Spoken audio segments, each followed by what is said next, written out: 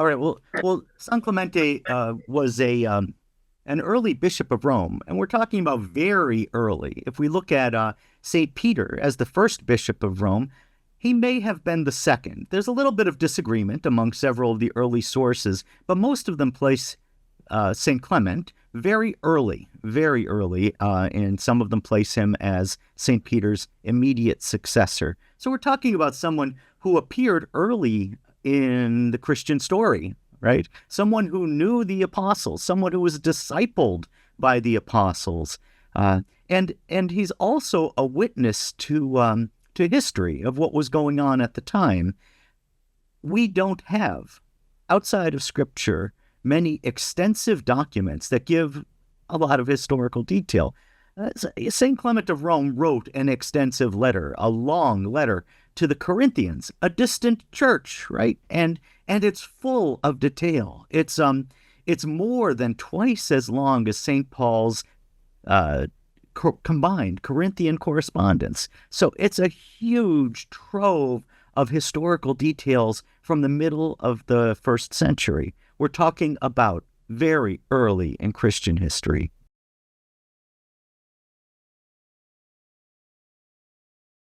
The Basilica of San Clemente is almost always the favorite site visited by the pilgrim groups I take to Rome. As a matter of fact, I'd say it always is, and it's because the site is so striking. You walk in, and it seems to be a relatively small medieval church. Relatively small. You know, when you compare it to St. Peter's or St. Paul's outside the walls, right? This is just a smaller church. And there are reasons for that. But what's fascinating about San Clemente, in addition to its significance for holding the martyrs, its significance for holding the relics of both Saint Clement and Saint Ignatius, is the fact that you can go down a spiral walkway and kind of go spiraling down in history, you know, going back in history. So you go from this medieval church, which has stunning artworks from that period, artworks that you see on the covers of books and in anthologies of the history of art. These are important artworks. Okay, so you start in the Middle Ages, and then you go down and you find a Constantinian basilica, a basilica that was begun in the 4th century. And then you keep going and you find a 1st century house church, which may have been the home of St. Clement himself. It's where the Christians met in that 1st century, perhaps. And then you keep going, and you find yourself in a pagan Mithraeum.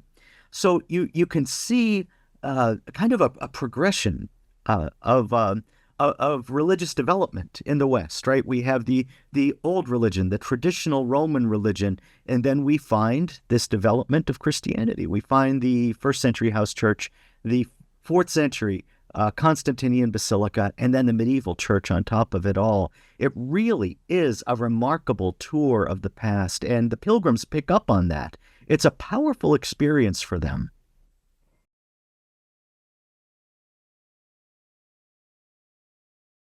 Certainly, that's the way the ancients built things, right? They just kept building up, right? They would often fill in the remains and make the old building the foundation for a new building. It gives it a more secure foundation. They don't have the luxuries we have today with the ability for these giant trucks to take away rubble and that sort of thing. That would have been quite a demanding task, and they didn't want the expense of laying a new foundation anyway. They wanted to save expense wherever they could, just as we do today. So they just kept building up, up, up, up, up. That's the way they did it, and yeah, I'd say there is significance to that. You can see that this old religion, this pagan religion, which was a dead end for the Romans, was superseded by Jesus Christ, who is the fulfillment of every hope, every dream, every wish that's in the heart of man.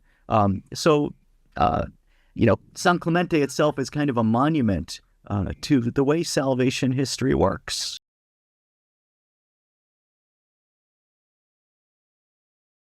Well, for so many people, tradition and history are just words, right? They Yeah. don't have anything to anchor their sense of the antiquity of the church, of the constancy of God in the story of the Catholic faith.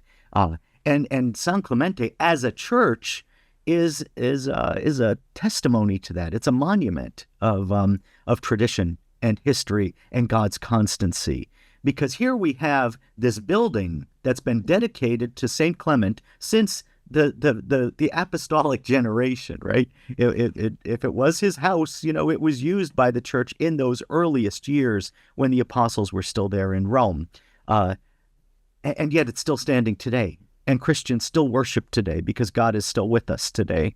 And it's not only this it's not a ruin like the Colosseum. It's a place where faith is alive, right? The Colosseum is striking, it's imposing, and it's dead.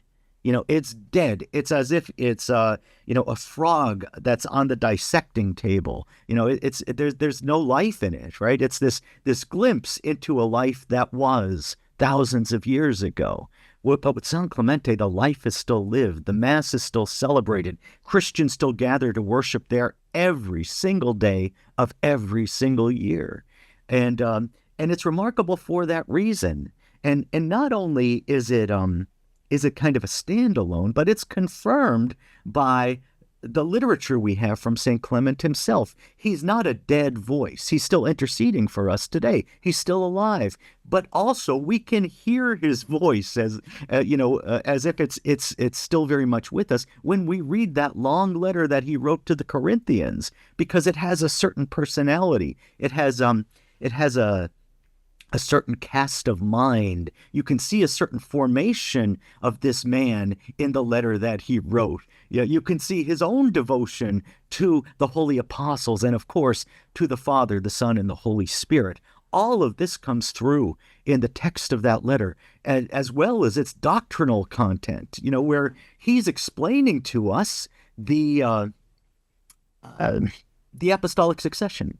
The fact that Christ gave the church, gave the keys to Peter, and that it would continue in every generation. He explains that theological, that doctrinal principle to us very clearly, and he's doing this perhaps as early as 67 AD. He's doing it very early in Christian history, just laying it out there for us. And I think San Clemente kind of stands by that. It's something that's corroborated by the textual witness, the documentary witness, and it gives it a certain very real quality to people who visit there, right? Because it's not a ruin, it's something still standing. And it's something that's still very much alive, it's still very much used, but it also echoes with this voice of Clement himself, which is alive in the document that he left us, but also alive in heaven where he's interceding for us.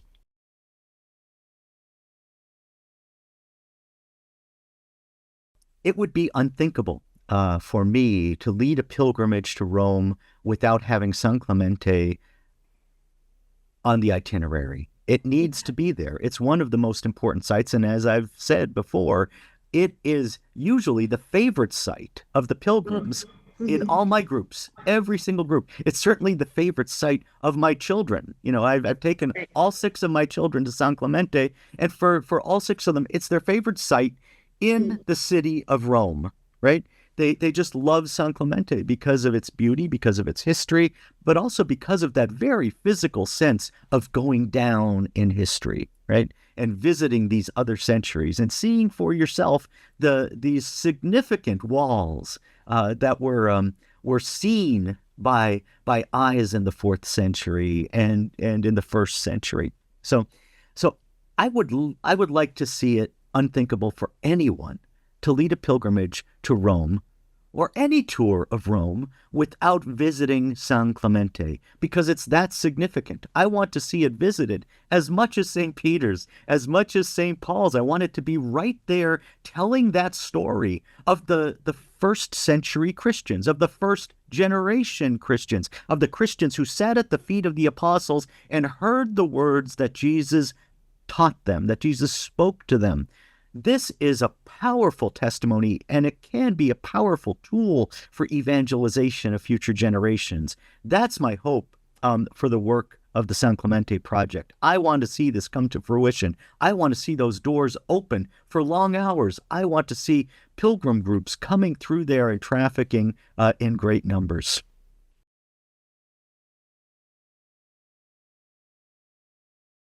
I think Americans especially need to hear this story. Of course, the church is Catholic. It's universal. It encompasses the whole world. And San Clemente himself understood that, right? When he was Pope, he wrote that letter to the distant Corinthians. What authority would the Bishop of Rome have over a congregation in Corinth? He had authority that was self-evident, that he could invoke, that they could approach. They went to him and requested his letter because he was the court of last resort in the world. They had a dispute, and there was no one left to settle it except the Bishop of Rome. So there is that testimony, and Americans especially need to hear that testimony. We live in a country that was not founded by Catholics. We live in a country that called into question the very authority of the papacy. And we live in a country that's become a religious mess, right? Religions multiplied here until the whole project just broke down. But the Catholic Church still stands. And San Clemente stands for that fact. Americans need to go there, and they need to see that, and they need to hear the voice of St. Clement speaking to their generation today so that they can take it back home and evangelize their country. San Clemente is an important voice for Catholic apologetics, the science and the art of explaining and defending the faith, because he's a voice that spoke with such clarity and such definition in the first century, and he spoke with authority. He spoke with the kind of ultimate authority on earth that the Pope still has today. So he's a very important witness for the Church in America.